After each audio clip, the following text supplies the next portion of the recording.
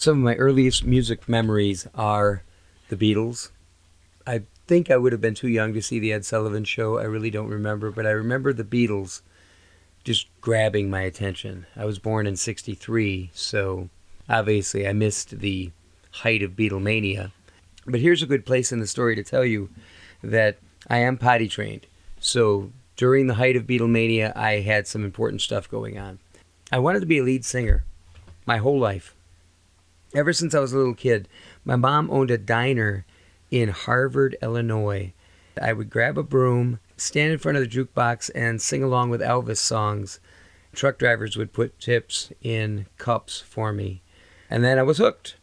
I had affirmation and money. What more could I want? I took up trombone in band as soon as they started band, because what's cooler than a trombone? By the time I was in high school, I wanted to be a lead singer in a band, but the band I wanted to be in needed a bass player. If I was going to be in the band, I had to play bass. So I worked one summer, saved up the money. I'm sure my dad helped me with some of the money as well. And I bought my first bass. And that was it. I played bass all through high school. I played in the jazz band. I played in the swing choir, the orchestra pit, as well as playing in a band made up of my high school friends. I remember the first band that I was in that actually played somewhere was made up of Wenzel Roessler on drums, Rich Strong on guitar, and myself. We did this weird assortment of songs by Queen, the Beatles, and the Who, as well as a lot of 50s songs. The soundtrack to American Graffiti I had bought at a garage sale early on in high school, and I loved that soundtrack. I wore out 2 or 3 copies of it over the years. Then there were bands like Dave Edmunds and Rock Pile, the Stray Cats later, who were all doing this sort of quasi-50s thing. We had some interesting musical choices. Couldn't get a gig because quite frankly, we weren't very good. The drummer was good, the guitarist was good, the bass player, myself, not so good. But I wanted to be the lead singer and I needed to play something. We got a band gig at a local nursing home, just doing 45 minutes or an hour. We rehearsed so much the night before that my voice sounded like it does right now. It was just shot. But we got through it. My biggest memory of that gig is watching an elderly man in a wheelchair urinate in his wheelchair. Apparently the music was too loud. I don't remember exactly the reason. Perhaps he was just an older person.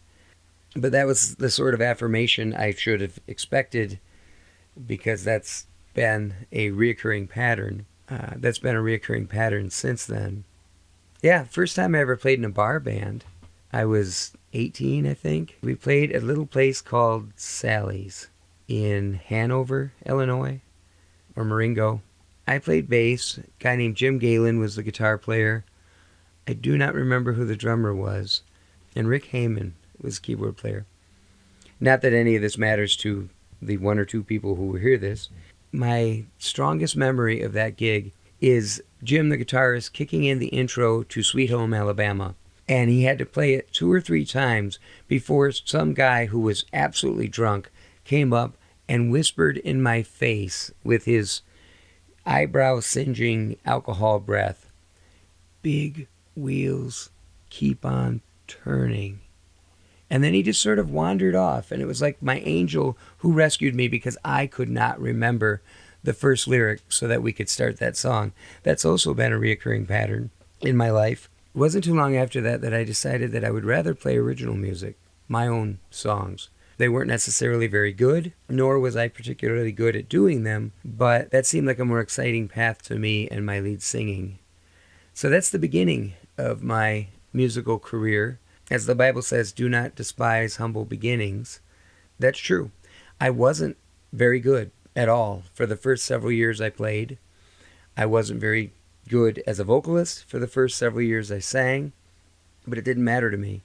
I wanted it so badly that I stuck with it. We'll take up the rest of the story on another episode.